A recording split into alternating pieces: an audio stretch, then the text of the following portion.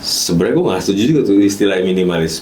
Kayak di kerjaannya ogah-ogahan. Iya, Ya segitu-gitunya aja lah kan minimalis gitu. Selamat datang di channel kami, Avocado, The Clueless Channel. Nama saya Sen. Bukan V. Nama saya Sen V. Praktisi dan pengamat arsitektur di Jakarta. Nama saya Sugi. Pekerjaannya sama juga dengan Senve. Gi, Ya. ini ada kecenderungan ya, jadi sebuah paham lah bahwa gaya arsitektur yang asik itu adalah diperuntukkan bagi orang-orang kaya atas gitu Kayak kayaknya. gini nih.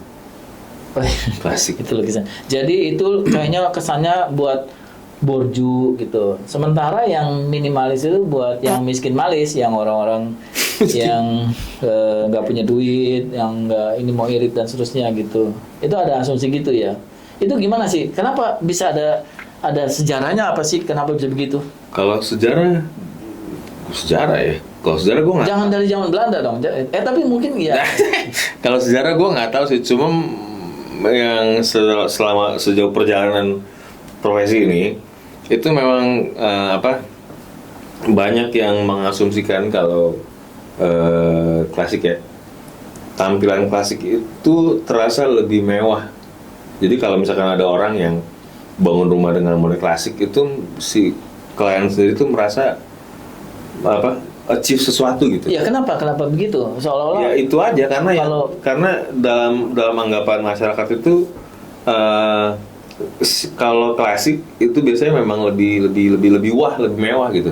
Tapi memang kalau nanya gue sih secara tampilan menurut gue sih memang lebih wow ya selama dikerjakan dengan benar ya, pakemnya benar. Oh iya, ini semuanya dikerjakan benar. Yeah. Jangan ngomong yang ini nanti jadi melenceng. Yeah. Tapi kenapa pakem tentang klasik order itu lebih mewah daripada yang tidak klasik? Looks-nya aja sih maksud gue.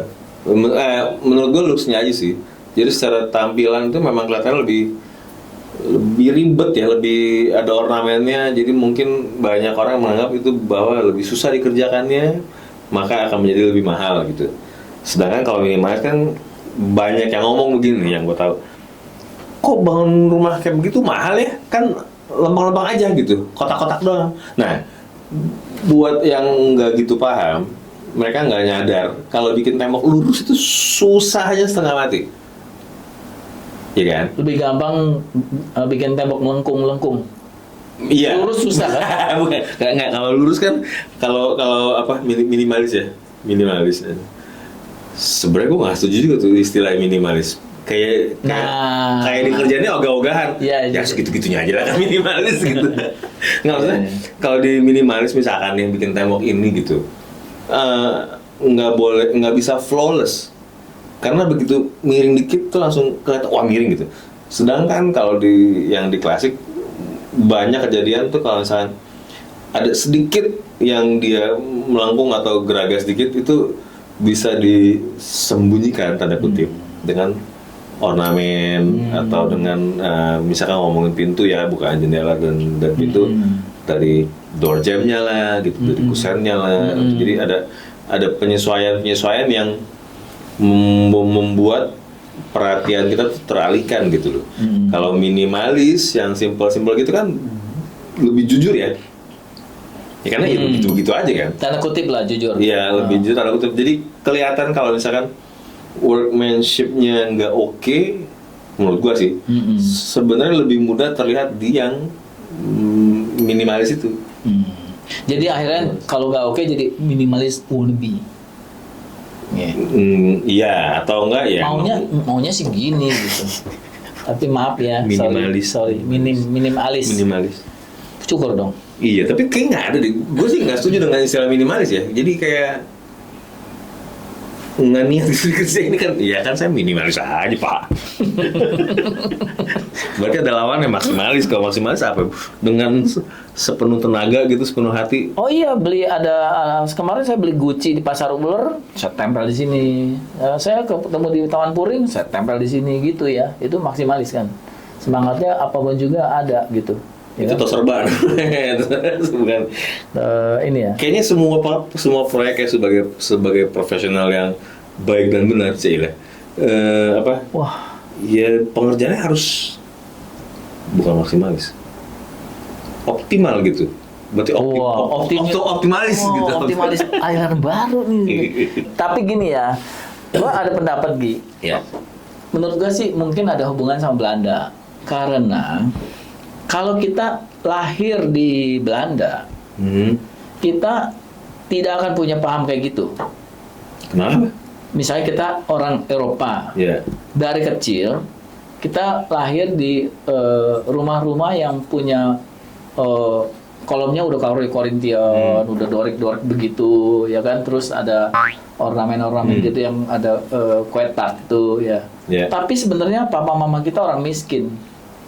Itu banyak sekali. Jadi nggak menganggap kalau mau bikin rumah itu udah normatif, gitu ya. Jadi mungkin orang kaya di Eropa, orang yang bikin villa di gunung mana gitu, itu jadi kaya di zaman dulu nih, di tahun 40-an, tahun 50-an. Tapi kalau kita di Indonesia, menurut gue sih karena Eropa datang ke sini dan menjajah, mereka mendudukan diri menjadi strata lebih tinggi daripada orang Asia, sehingga orang-orang Asia yang inferior itu memandang itulah yang disebut dengan bourgeois. Wah, begitu orang kaya.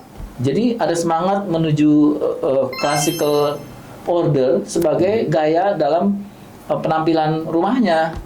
Bisa jadi, karena banyak juga orang-orang karena itu karena membuat sesuatu yang berbeda, terus orang ngata lain ya, gitu. Terus mungkin ya yang lu bilang tadi, biasanya yang penghuni atau pengguna gedung-gedung tersebut, makanya pengguna gedung-gedung itu atau yang yang diizinkan masuk ke gedung-gedung seperti itu biasanya orang-orang yang berkepentingan, bukan rakyat jelata. Orang-orang bersangkutan. Orang penting deh, orang penting. Iya. Kalau sangkut tuh gitu sebenarnya. Oke. Jadi orang penting, orang kaya. Jadi mungkin memang benar kata lu, ada keinginan untuk ke arah sana. Jadi kalau yang gue bilang tadi, jadi banyak klien yang kenapa mau punya rumah klasik itu, pertama dia merasakan dia sudah mencapai sesuatu di situ. Terus kedua, karena memang berbeda iklimnya dan arsitekturnya beda, orang pengen sesuatu yang di luar negeri. Saya pernah kesini nih, lihat borong kayak gini, saya mau itu. Ke luar negeri ya intinya. Kenapa nggak ke Eskimo? Itu juga luar negeri, rumahnya begitu.